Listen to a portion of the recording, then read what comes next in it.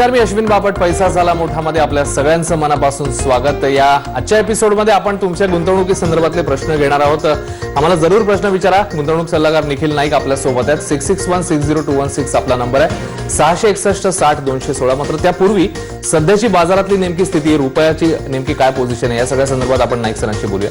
Sir स्वागत. आणि सगळ्यात सुरुवातीला मला रुपयाचे घसरणीबद्दल विचारायचं आहे की काय असं होतंय, म्हणजे काय सध्याचा मार्केट सिनारिओ किंवा खास करून रुपयाची घसरण तुम्ही कसं बघताय याच्याकडे? अश्विन, डेफिनेटली कन्सर्न सगळ्यांना वाटत आहे आणि आपण न्यूजपेपर मध्ये देखील वाचतो की रुपयाची सातत्याने होणारी घसरण, जोक्स सुरू झाले आहेत की 69वा आपल्या स्वातंत्र्याच्या दिनाच्या वेळेला आपण आता लवकर गाठू. पण मला असं वाटतं की गेल्या वेळेला, आणि ही सेकंड टाइम होते गेल्या काही वर्षांमध्ये, 2013 जर ऑगस्टमध्ये आपल्याला आठवत असेल तर अशाच प्रकारे रुपया जवळपास 70 रुपयापर्यंत जाऊन पोहोचला होता आणि आता परत 64च्या आसपास आपल्याला दिसतोय आणि तिथनं परत खालती जाईल अशी अटकळ बांधली जाते. मला असं वाटतं की त्यामधले दोन मधला महत्वाचा फरक हा म्हणजे गेल्या वेळा जो झाला होता ऑगस्टमध्ये, तो मार्केट फोर्सेसमुळे झाला होता. त्यावरती आपलं कुठलंच कंट्रोल नव्हतं.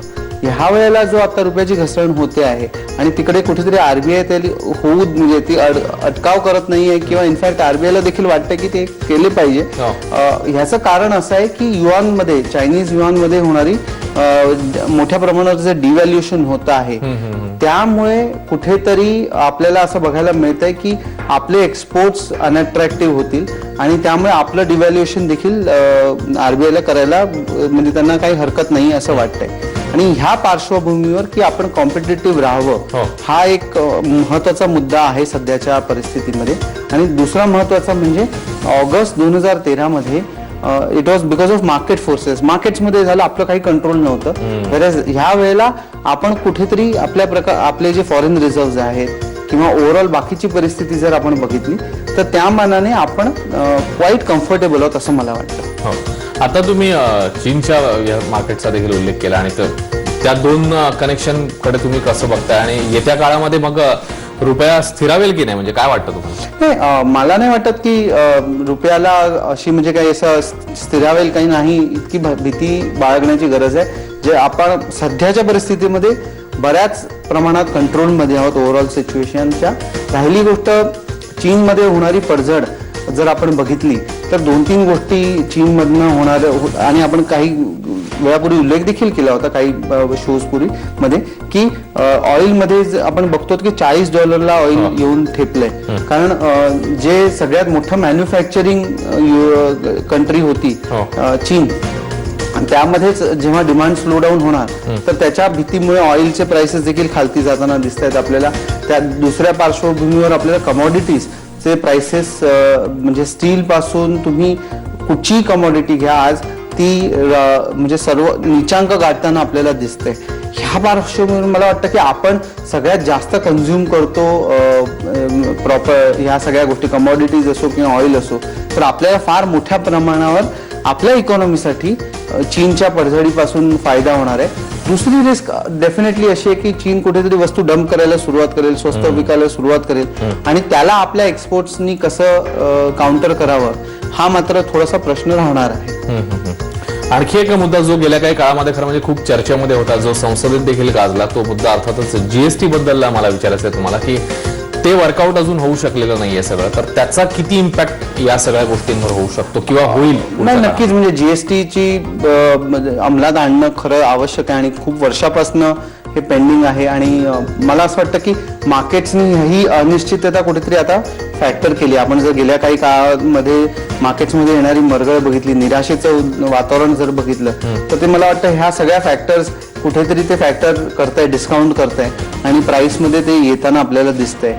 तर जीएसटी एकदा जर पास झाल्यानंतर म्हणजे मार्केट्सने आता डिस्काउंट असं केलंय की जीएसटी होईल, पण कधी होईल हे अजून डिस्काउंट नाही केलेलं आहे. त्यामुळे ती अनिश्चितता नक्कीच डिस्काउंट केली की कधी होणार मग, आणि त्यामुळे थोडंसं अपसाईड जर जीएसटीचं बिल पास होईल जेव्हा कधी, तेव्हा परत मार्केट्समध्ये थोडी अपसाईड येताना आपल्याला दिसू शकते.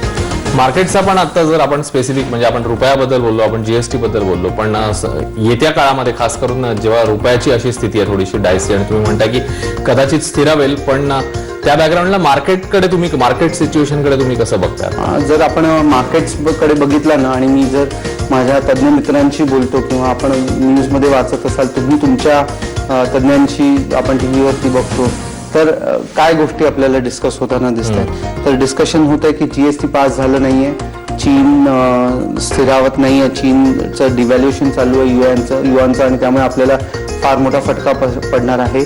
तिसरा फॅक्टर म्हटलं जातं की मान्सून व्यवस्थित नसल्यामुळे बाजाराला आणि ओव्हरऑल इकॉनॉमीला धोका आहे.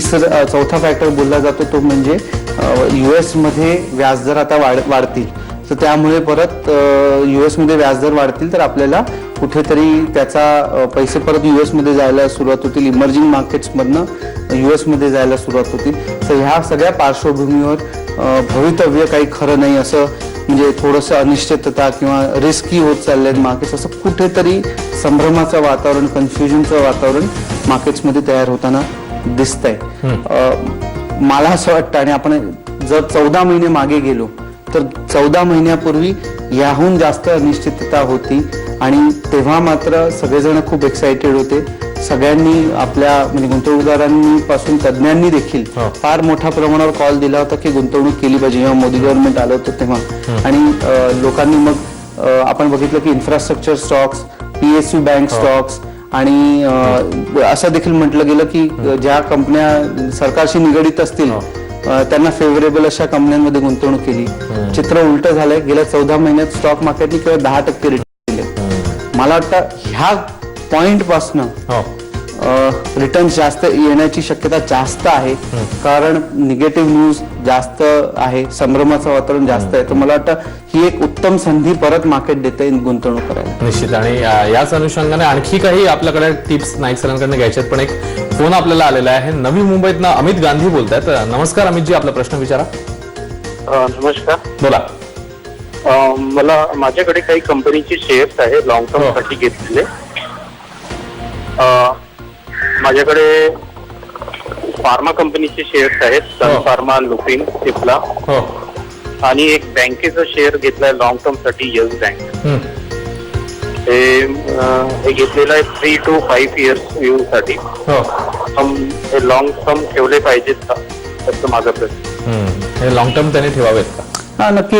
मला वाटतं की आपण गेल्या काही दिवसात जर बघितलं तर एक हॉट सेक्टर कुठेतरी इमर्जिंग होते, ते फार्मा सेक्टर उदयाला येताना आपल्याला दिसतंय. आणि काही 1-2 फार्मा कंपन्यांनी फार चांगले रिटर्न्स दिले आहेत. आणि आता लॉजिक असं होतं की ह्या टॉपच्या कंपनीज चालल्या, आता त्याच्या खालच्या कंपनीज सुरू होतील. मला असं वाटतं की एखाद्या सेक्टरकडे गुंतवणूक करण्यापेक्षा त्या सेक्टरमधल्या लिडरशिप कंपनीजमध्ये गुंतवणूक केली पाहिजे तुम्ही. आणि 1-2 सेक्टरवरती अवलंबून न राहता तुम्ही थोडंसं डायव्हर्सिफाय करणं आवश्यक आहे. तुम्ही जे म्हणालात फार्मा आणि बँकिंग, जर मी इन्स्टिट्यूशनल इन्व्हेस्टर्स म्हणजे म्युच्युअल फंडचा जर आपण पोर्टफोलिओ बघितला तर त्या हे दोन्ही सेक्टर्स तुम्हाला प्रामुख्याने प्रकर्षाने आढळतील. मला असं वाटतं की थोडंसं कॉन्ट्रा कॉल घेणं देखील आवश्यक. आणि फ्रॉम एखाद्या गुंतवणूकदाराच्या दृष्टीने जर मी बघितलं तर केवळ 1 किंवा 2 सेक्टरमध्ये गुंतवणूक करण्याऐवजी तुम्ही 3-4 सेक्टर्समध्ये गुंतवणूक करा आणि त्यातल्या लिडरशिप कंपनीजमध्ये गुंतवणूक करा. आणखी एक फोन आपल्याला आलेला, तो घेऊया आपण. औरंगाबाद मधनं आपल्याला फोन आलाय. सूर्यकांत मुंडे बोलतायत. नमस्कार सूर्यकांतजी, प्रश्न विचारा. नमस्कार सर. बोला. सर मी औरंगाबाद मधून बोलतोय. तर मी ज्युनियर इकॉनॉमिक्स म्हणून इथे वर्क करतो औरंगाबादला. हा, नमस्कार सर. तुम्हाला रिक्वेस्ट आहे, तुमच्या टीव्हीचा व्हॉल्यूम प्लीज बंद ठेवा आणि सलग बोला. हा, तर इथे मला स्टार्टिंग 15,000 पेमेंट आहे. ओके. हा, ठीक आहे सर. सध्या मी औरंगाबादवरून बोलतोय. बोला. हा, इथे मी ज्युनियर इकॉनॉमिक्स म्हणून वर्क करतो. तर मला इथे 15,000 पेमेंट आहे. तर माझी अशी इच्छा आहे की माझ्या वयाच्या आता 25ला स्टार्टिंग झालेली आहे, तर मी कुठल्या प्रकारे इन्व्हेस्टमेंट करू शकतो म्युच्युअल फंड मध्ये, तर कोणते फंड मी सिलेक्ट करायला पाहिजे, कोणता फंड सिलेक्ट? सध्याचं तुमचं इन्कम 15,000 पर मंथ आहे. हा, पर मंथ 15,000 आहे. बर, ठीक आहे. आणि वय 25 सांगितलं का? 25 सांगितलं. सो सर्वप्रथम अभिनंदन की तुम्ही 25व्या वर्षी गुंतवणुकीसाठी विचार करतात. माझ्याकडे जे गुंतवणूकदार येतात ते 25 वयाचे नसतात, 35व्या वर्षी गुंतवणूक जर सुरू करतात विचार करायला. तुमच्याकडे सगळ्यात मोठा ॲसेट जो आहे तो म्हणजे वेळ, आणि वेळ ही तुमच्या साईडला आहे. मला वाटतं तुम्ही जर 30% गुंतवणूक म्हणजे तुमच्या इन्कमच्या 30% तुम्ही जर सेव्ह करू शकला, गुंतवणूक करू शकला पुढची 25-30 वर्ष, तर तुम्हाला चांगले रिटर्न्स येऊ शकतील.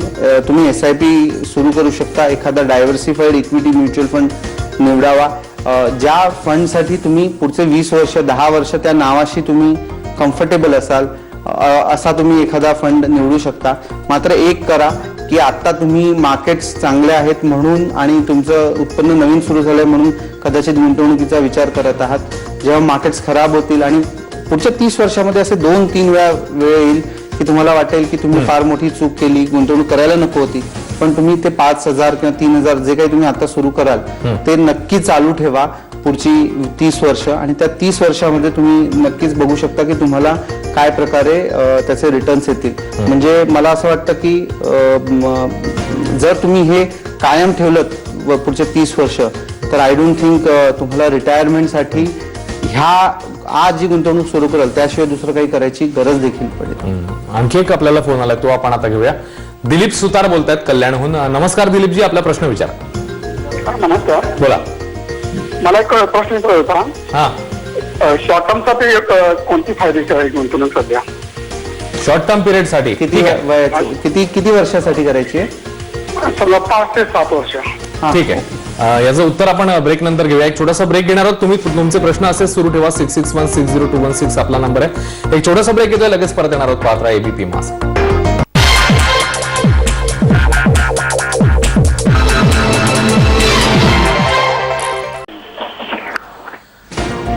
निश्चितच ब्रेक नंतर आपल्या सगळ्यांचं पुन्हा एकदा स्वागत. पैसा झाला मोठा मध्ये आपण आज चर्चा करतोय तुमच्या गुंतवणुकी संदर्भातल्या प्रश्नांबद्दल. एक फोन आपल्याला ब्रेक पूर्वी आलेला होता ज्यांनी शॉर्ट टर्म बद्दल एक प्रश्न विचारला होता. आणखी एक फोन आपण घेऊ आणि मग दोन्ही प्रश्नांची उत्तर एकदम घेऊ. आपल्याला फोन आलाय मालवणवरून, उमाकांतजी बोलतायत. नमस्कार, आपला प्रश्न विचारा. उमाकांतजी, माझा आवाज पोहोचतोय? उमाकांतजी, मला वाटतं फोन त्यांचं हे झालं. ब्रेक पूर्वी आपल्याला एक प्रश्न आलेला होता की शॉर्ट टर्म आणि 5 ते 7 वर्षासाठी. नक्की 5 ते 7 वर्ष म्हणजे थोडंसं लॉंग टर्म आपल्याला म्हणता येईल आपल्या बाजाराच्या कॉन्टेक्स्टमध्ये. तुम्ही बॅलन्स फंडाचा विचार करू शकता किंवा इक्विटी फंडाचा देखील विचार करू शकता. मात्र एक लक्षात घ्या, जर इक्विटी किंवा बॅलन्स फंडाचा 5 ते 7 वर्षासाठी तुम्ही जर विचार करत असाल चांगले रिटर्न्स देऊ शकतात. मात्र मध्ये पुढच्या 2-3 वर्षात 4 वर्षात जर तुम्हाला योग्य ते हवे ते रिटर्न्स आले, समजा म्हणजे 5 ते 7 वर्ष जर मी म्हटलं तर 12 ते 15% जर रिटर्न्स तुम्ही एक्सपेक्ट करत असाल आणि तुम्हाला समजा 50% 1.5 झाले पैसे 2-3 वर्षातच कदाचित, आणि होऊ शकतं मार्केटमध्ये, तर तुम्ही ते पैसे काढून घेतले पाहिजेत आणि मग तुम्ही FD मध्ये वगैरे देखील त्याची गुंतवणूक करू शकता. मला वाटतं दोन भागात विभागणी करा. थोडे पैसे बॅलन्स फंडमध्ये ठेवा, थोडे इक्विटीमध्ये ठेवा. जे तुम्हाला काही इमिजिएटली लागणार असतील ते तुम्ही बँक FD मध्ये तेवढा पोर्शन ठेवू शकता. लातूरवरनं पुढचा फोन आहे. रोहन रोडे बोलतायत. नमस्कार रोहनजी, आपला प्रश्न विचारा. हॅलो सर, मी या क्षेत्रामध्ये एकदम नवीन आहे. माझं वय 25 आहे. बर. तर मला समजत नाही की कुठे गुंतवणूक करावी आणि कुठे नाही. तर त्या मी नवीन असल्यामुळे मला पूर्ण मार्गदर्शन करा. तुमचं मंथली इन्कम किती आहे? माझं मंथली इन्कम आहे 26,000. 26,000 रुपये. ठीक आहे. पुन्हा एकदा एक young investor. Rohan, there is always a first time. नेहमी कधी ना कधी तरी एक पहिली वेळ सगळ्यांचीच असते. मला असं वाटतं की तुला जेव्हा तू आता गुंतवणूक सुरुवात करत असशील तेव्हा पुढचे 3 ते 4 महिन्याचा तुझा जो काही खर्च असेल, मग मी अजून करतो समजा 15,000 रुपये ते आपण खर्च धरू, 26,000 इन्कम असेल तर एक 50,000 रुपयाची तू साठवण करून बँक फिक्स्ड डिपॉझिटमध्ये ठेवून दिली पाहिजेस. ह्या व्यतिरिक्त तुझ्याकडे जे काही पैसे ह्या पुढे राहतील ते तुला समजा 2 ते 3 वर्षात जे काही पैसे लागणार असतील ते तू गुंतवणूक करू शकतो परत बँक FD किंवा बॅलन्स फंड्समध्ये. किंवा 25 वर्षाचं जे वय आहे ना, तर मला वाटतं सरळ त्यांनी इक्विटी फंड्समध्ये उरलेले हे जे मी पैसे म्हणतो ते बाजूला काढून ठेवले पाहिजेत आणि उरलेले पैसे सरळ महिन्याला साधारणतः 26,000 जर तुझं उत्पन्न असेल तर माझा अंदाज असा आहे की 7,000 ते 8,000 रुपये सहज तू सेव्ह करू शकत असशील. तर ते तू सेव्ह करायला सुरुवात केली पाहिजेस पुढची 5 ते 10 वर्षासाठी. मात्र एक लक्षात ठेवलं पाहिजे की ह्या वयामध्ये जेव्हा आपण गुंतवणूक करत असतो तेव्हा आयफोन, नवीन नवीन गोष्टी ह्या बरेचसे टेम्पटेशन येत असतात आणि ते त्याच्यासाठी आपण मग पैसे काढण्यासाठी जातो. ते मात्र न करता हे पैसे केवळ सेव्ह केले पाहिजेत, इन्व्हेस्ट केले पाहिजेत, ते विसरून गेले पाहिजे पुढची 10 वर्ष. आणि पुढच्या 10 वर्षामध्ये जर तुझ्या मित्रांकडे आज आयफोन असेल तर you will be able to buy 10 more iPhone with that money. एक महत्वाचा मंत्र सरांनी घरामध्ये दिलेला आहे. कार्यक्रमाची वेळ संपत आली पण तरी देखील वाइंड अप करताना आता मगाशी आपण जी सिनारिओ डिस्कस केला रुपया आणि बाकी सगळ्या गोष्टींचा, तर आत्ताच्या घडीला इन्व्हेस्टर्सना तुमचा काय सल्ला असेल, कशा प्रकारे पुढच्या काही काळामध्ये त्यांनी रिॲक्ट व्हायला? मला असं वाटतं की जर आपण वर्तमानपत्र उघडून बघितलं, 4 मित्रांशी बोललो तर गुंतवणुकीची हिंमत होणार नाही, धजावणार नाही कोणी शेअर बाजारात सध्या गुंतवणूक करायला, असं वातावरण तयार झालंय. आणि मी बघितले माझ्या काही एक्सपिरियन्स मध्ये जेव्हा जेव्हा असं वातावरण तयार होतं तेव्हा ऍक्च्युली गुंतवणूकदारांना बेस्ट रिटर्न्स येतात. गेल्या वर्षभरामध्ये रिटर्न्स जर सप्टेंबरमध्ये मार्केट असंच राहिलं तर 1 वर्षाचे रिटर्न 0% देखील होतील सेन्सेक्सचे. आणि सगळ्यात जास्त पैसे गेल्या वर्षी आलेले आहेत बाजारामध्ये आणि आता फ्लोज कमी होताना दिसतात. तर मला वाटतं की ही एक संधी आहे गुंतवणुकीसाठी. जर तुमचं 2-3 वर्षाचं टाइम होरायझन असेल तर चांगल्या क्वालिटी म्युच्युअल फंड किंवा क्वालिटी स्टॉक्स मध्ये गुंतवणूक करा. जे स्टॉक्स इंटरेस्ट रेट सेन्सिटिव्ह नाही आहेत, कर्ज नाहीये ज्या स्टॉक्स वरती, जे प्रमोटर्स तुम्हाला म्हणजे काय म्हणतात ना, तुम्हाला कॉन्फिडन्स आहे अशा कंपन्यांमध्ये गुंतवणूक करा किंवा म्युच्युअल फंड मध्ये गुंतवणूक करा. ही नक्कीच उत्तम वेळ आहे गुंतवणूक करण्याची असं मला वाटतं. महत्वाचा एक मुद्दा सरांनी सांगितला, मुख्य म्हणजे पॅनिक व्हायची गरज नाही. म्हणजे सध्याच्या घडीला जरी सिच्युएशन अशी असली तरी पॅनिक व्हायची गरज नाही. आणि जसं तुम्ही सांगताय की 2 ते 3 वर्षांचं लक्ष डोळ्यासमोर ठेवूनच मला वाटतं की आता सगळ्या आपल्या गुंतवणूकदारांनी पुढे जावं किंवा घाबरून जाऊ नका, थोडं कॉशियस राहा, मात्र घाबरायची गरज नाही, पॅनिक व्हायची गरज नाही. पुढच्या 2 ते 3 वर्षांसाठी तुम्ही या संदर्भात पावलं टाका. नाईक सर, खूप खूप धन्यवाद या सगळ्या विश्लेषणाबद्दल. आणि पैसा झाला मोठामध्ये आता आपण इकडेच थांबणार आहोत. पुन्हा भेटणार आहोत पुढच्या आठवड्यामध्ये एका नव्या विषयासह. पाहत राहा एबीपी माझा.